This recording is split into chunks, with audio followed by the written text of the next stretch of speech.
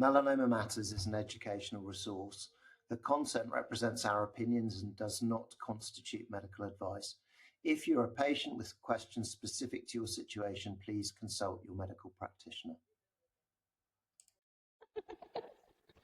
Hi, everybody. Welcome to Melanoma Matters. I'm James Larkin. And I'm Sapna Patel.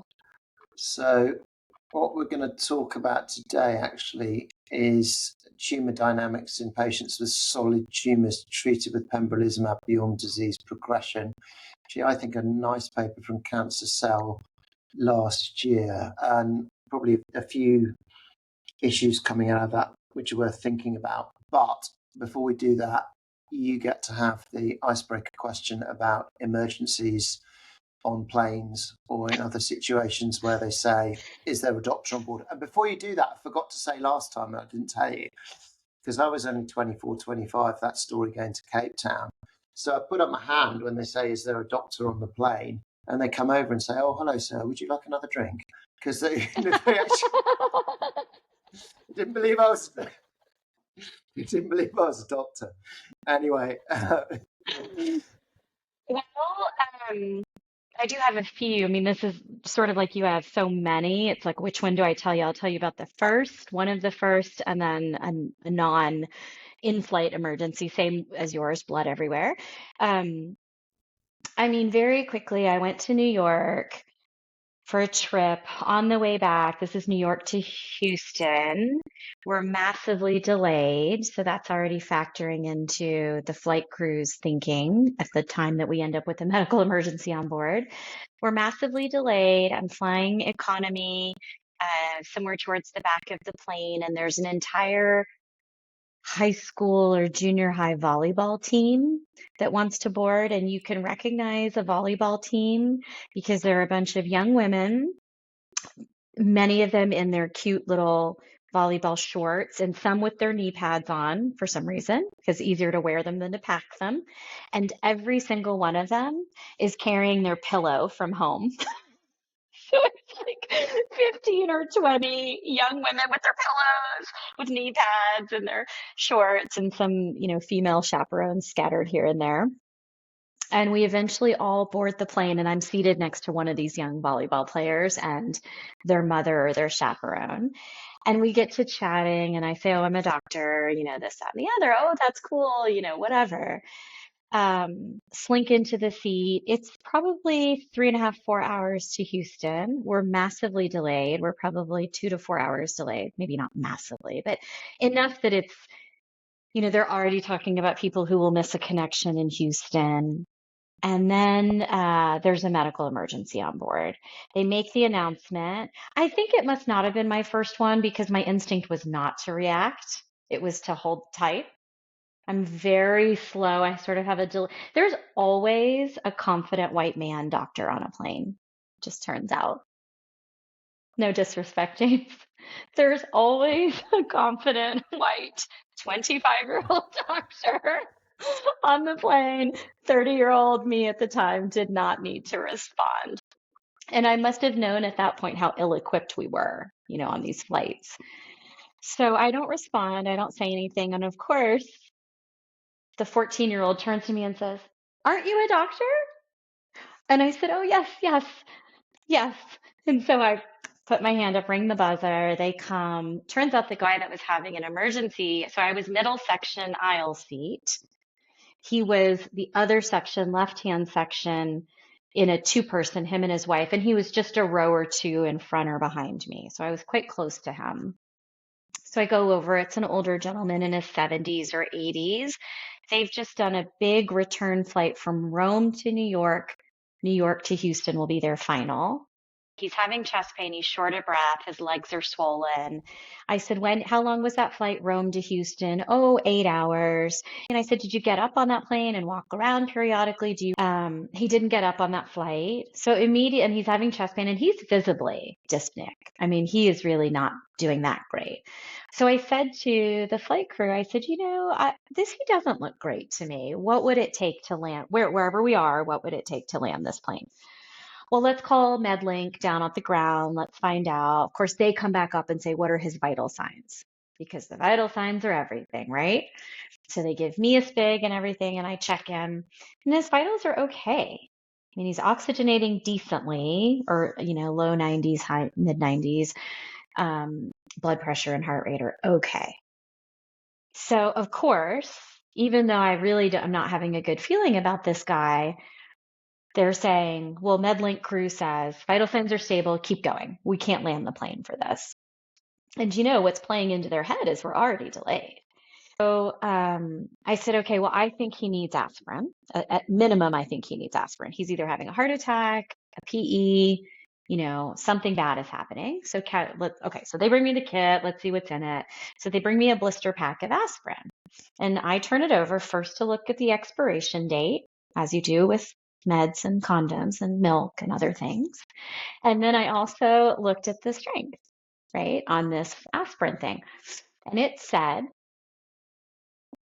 what did it say? I'm just trying to think of it. I think it said 50 grains. Grains, Grains, exactly my reaction. Grains? Is this aspirin from the fucking Middle Ages? What are we measuring in grains of sand? What on earth? How much is 50 grains?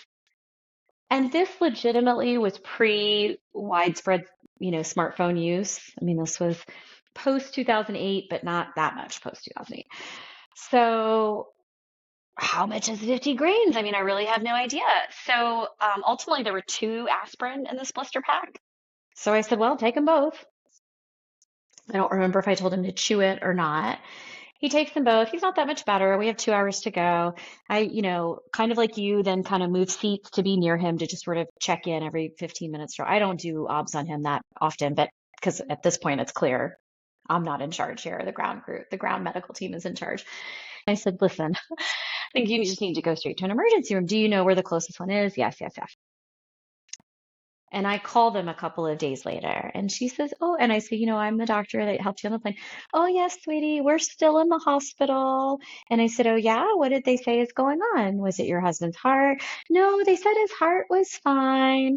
And I said, okay, well, what did they say? And she said, well, he's gotten several blood transfusions. They said he had a large bleeding ulcer in his stomach.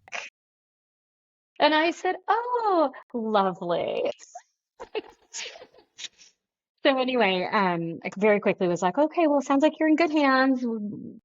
Be well, take care, bye, and hang up. And I thought, oh my goodness. But back in the day, this was Continental Airlines. And after that one that I helped this gentleman, they gave me 30,000 miles for that. I'll never forget the letter I got. This is, we dumped 30,000 miles, which is enough for a ticket back then in the US, a round trip ticket. And then for all the ones I've responded to after that, you get nothing. I mean, absolutely nothing. We've talked about this. You get 0. And then I had an episode where I was on a date with a guy in Denver. Yeah, it was in Denver now that I'm thinking about it. We go to a bar and the bar's pretty empty and we're ordering something. And then we hear this massive crash of glasses. There's a bit of a pause. And then a screeching scream comes out. And the bartender has fallen behind the bar with all the glassware and sliced, and she has an arterial bleed across her wrist. And I have this fantastic kind of half leather jacket that I had just bought, that I could barely afford at the time. Had on a great pair of jeans, a great blouse underneath. Yeah. And I was like, oh, for God's sake. So I do like a move where I take off the jacket because I'm not getting that thing bloody. And I go around and I just put my hands over her hands and it's just gushing blood. And I get all the they had cloth napkins at this place, and I fashion a tourniquet, kind of like a round, double. I went high, but I did it lower than that. Meanwhile, I'm like, can somebody please call 911? And then by the time ambulance comes and they're like, hey, good job controlling the bleed. I said, I tied it as tight as I could. I did my best. Put a pen in there to sort of tighten the tourniquet, and then went to the bathroom. At this point, a lot of her blood has dried on me. It's dried down my arm. It's dried under my fingernails. So I spend a fair amount of time in the bathroom cleaning up. But then, of course, I come out and the guy's like, let's go home immediately. I was like, I'm fine. We can stay and drink. He's like, I'm so fucking turned on right now. It's like, okay. Anyway, so a few of these. That's my 10-minute story on. Do you think the second one's going to make the editing cut or not? We'll have to wait and see. But anyway, at least the first guy was okay. With the aspirin, Yeah. and all's Yeah, well that I ends know. well. Okay, so shall I just say what the title of this paper is? I've done that already. It was in Cancer Cell 2023, and the lead author's Brian Topp from Merck, and then Jed Wolchok and Tony Rebus are the senior authors, or Tony's the senior author, and actually Alex Snyder, who used to be at Memorial, now at Merck, I think, who I used to know a little bit when she was at Memorial, is also an author here. So maybe to introduce it a little bit, there's this whole question of treatment beyond progression with checkpoint inhibitors. And there Do you do are that in some... practice? Do you treat beyond progression in practice? Yeah, absolutely. And we've talked about this before. So, if I've got someone especially if they're on their first scan, they're clinically well, they're tolerating treatment well, they don't have what you might call anatomically critical sites of disease, so you can afford to wait a little bit longer. And I think the scan is a bit mixed. Well, let's just carry on for another scan, see what happens. It feels like, there might be some benefit here. And I just think the obvious comment is that RECIST, even modified RECIST, is quite a blunt tool here for trying to work out if these treatments are helping or not. But go on. Did you do that in the chemotherapy days? Did you treat people beyond progression with dacarbazine, or were you ever a high dose IL-2 or biochemo placed?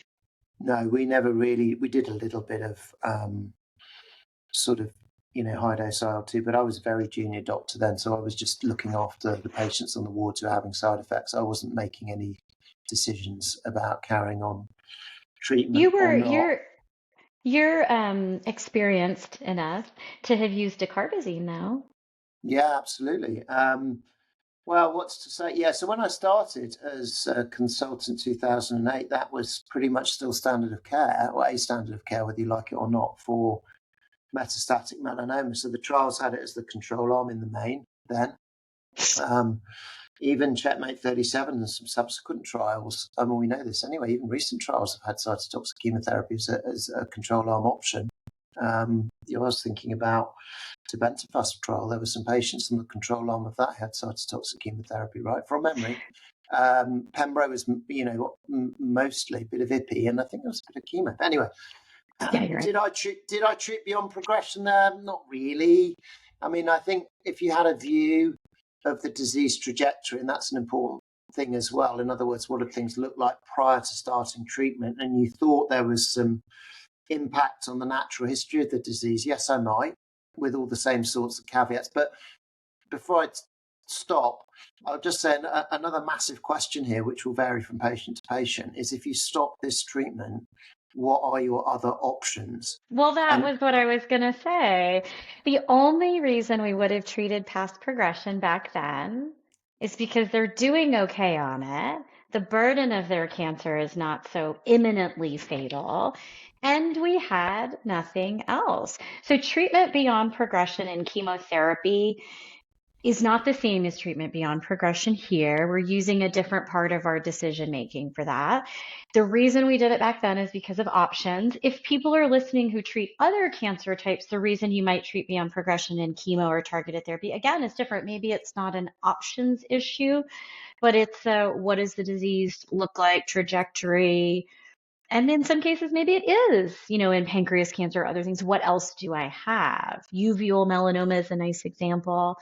But the truth is, that's not what we're talking about here. Treatment beyond progression with this immunotherapy and these keynote studies that they looked at specifically was more of it's more of a referendum on the failure of RECIST to tell us accurately what's happening or to tell us about somebody's immune response that can take, what do we often say, 6 or 12 weeks to generate benefit. Absolutely. And, it all comes back to RECIST having been developed originally, at least in the days where cytotoxic chemotherapy was the main modality that we used to treat solid tumours. And I suppose the other obvious comment is that what we want to do here with our treatments is prolong survival. And so if we've got a treatment that we think is having some benefit, and some of this is going to be quite end of the bed stuff, as we would say. And the other expression that I might use is you don't want to throw the baby out with the bathwater, because to some extent it can be very easy to stop treatment and prescribe another treatment, certainly if you've got another treatment which you know is active. But quite often that might not be the right thing to do. So anyway, I guess just some top line stuff, maybe. It's a mixture, as you say, from Keynote trials. Almost 800 patients, 176 melanoma, 146 non-small cell lung cancer, 87 gastric, 112 head and neck, 51 renal cell carcinoma, 227 urothelial carcinoma. And so basically these were patients who were treated beyond RECIST-defined progression in clinical trials, but had the opportunity to carry on with treatment, depending on the protocol, I suppose, for what was viewed by investigators as potentially deriving clinical benefit, which is a relatively common, clause, shall we say, in clinical trials. And then the question is, what happens in this selected group of patients when you treat beyond progression? Maybe I'll go over to you now, because I reckon I've been talking too much, at least in the non-medical emergency segment. No, you've talked a very small amount so far. So, actually the denominator of the trials is even larger than that 800. So because the melanoma one specifically, if we just parse out the melanoma cohort, it was 313 patients from the Keynote 001 trial who had progression of disease. And as you say, 176 were treated beyond progression, which is to say they just continued the treatment. They didn't, and Keynote 001, for those who don't know, was pembro at different dosing schedules, but no comparator arms. There was no control arm, if you will. Our first experience with the drug, it was lambrolizumab, is that publication actually. And it was one of our first experiences where we got an FDA approval based on a non-randomized result that needed a confirmatory phase 3. This is just sort of FDA's model now that they're offering. But of these 176 patients, 43 of them, 25%, basically had reduction in their target lesions. Clinically meaningful, defined as greater than or equal to 30% reduction in their target lesions. But if you took this structured RECIST criteria and applied them to those same 43 patients, 25% of that treated beyond progression cohort, RECIST fails you here, because objective RECIST responses are only happening in, what does that table 1 say, 8.6%, whereas clinically meaningful reduction in target lesions, 30% or more reduction, was happening in a quarter of these patients. RECIST is only saying objective response in 8.6, and why is that? Because as you and I know, progression of disease in RECIST is the appearance of new lesions.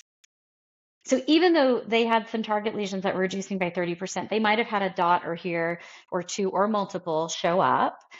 And when you clinically have that patient in front of you in the real world, and you see existing tumors are shrinking, but there are some new tumors developing, what does your gut tell you? Is that a patient who's having a favorable response or unfavorable response? Yeah, I mean, that's not even a question really to me. I mean, generally that's going to be a favorable response. And then I immediately start thinking to myself, other things being equal, well, we should try and carry on this treatment if we can. And should we be thinking about some local regional treatment for the progressive site? And so then, without wishing to go into it too much, you've got the whole thing about what is oligoprogression, how do you deal with it? And we've talked about that before, and we've published our series of what you might call oligoprogression. And again, this is all selection and everything else, but I think we all know anyway from clinical practice, if you some of those patients, you deal with one or two sites of progression in the face of otherwise generalized response, they will do very well in the long term. So maybe, that's something to bear in mind. Okay, let's circle back to that point maybe as we end this, about what that means when we're thinking about trials that are looking for a signal in this population of treatment beyond progression or PD-1 refractory. I mean, that's where this ends us, is that treatment beyond progression is potentially thinking about a PD-1 refractory population, but already here we see a quarter of patients are getting clinically meaningful benefit, continuing on exactly with what they were getting, PD-1 based therapy or PD-1 monotherapy in this case. So is that really a PD-1 refractory population just because they had progression on a scan, RECIST, blunt tool here? Or is it PD-1 experienced? And refractory, of course, is maybe not the term we want to use. So that's, we'll circle back there. But I guess what I like is the idea of what we should think about potentially is how were they doing as we first administered the treatment, and how are they doing after we administer treatment beyond progression. And these authors describe it as grow, grow, stable, stable, shrink, shrink. I kind of like that. But there are patients who had progression of disease, after, so this is treatment beyond progression, but they continue to have, so then what they basically say is there's a group of patients that have growth and then stability with treatment beyond progression. So they were growing, you continue the progression, and somehow no change, things have just stabilized. So that's just having a little bit of patience. And there are patients who potentially maybe were shrinking with stable disease, eventually having progression. But I think that's how we think about things, right? I'm going to treat beyond progression. Have I changed the kinetics in any meaningful way? If they were growing at a 25, 30, 40% rate from scan to scan, if I treat beyond progression, am I still at that same slope on my graph, or have I flattened the slope at all? I think of this often with tebentafusp uveal melanoma because of treatment beyond progression is certainly indicated there. Or have I continued and the slope is getting worse, it's getting steeper. So stabilizing or improving in that slope, I think, is helpful to think about. So it's thinking about the kinetics before and after. Anything you want to say about that, or is that sort of how you also think about it? No, I think it's really important. And whenever, let's say if we're having a kind of weekly team meeting with the whole team and the juniors and the fellows and everything, and someone says, oh, someone's got some progression, I say, well, what was the what are the baseline sites of disease here? That's really important to understand what's happened in the interim, because otherwise, with all due respect, I don't think you can expect radiologists to go back through, we can't anyway, every scan from the start of treatment or even pre-treatment to get an idea of trajectory. That's it. Yeah, whereas we have to think about that. And it's important for patients because it might be that it's really a trivial amount of progression and straightforward to either not do anything about it at all, depending on where it is in the body. Well, wouldn't you like some AI radiomics tool right here where you could basically feed in, well annotated. The AI can pick up tumor from non-tumor, and it can do exactly this. I've seen one company do this over the last 5 years, maybe, but I haven't seen where it's gone. Where basically, how you can take a slide and do multi-pixel, you can do multicolored immunofluorescence and then digitize it, right? So they'll basically take the human body and So they'll start digitizing the human body with color, and tumors will all sort of light up. So now you have maybe a coronal image on CT of somebody, and you just get a glance, okay, everything in yellow here is tumor, right?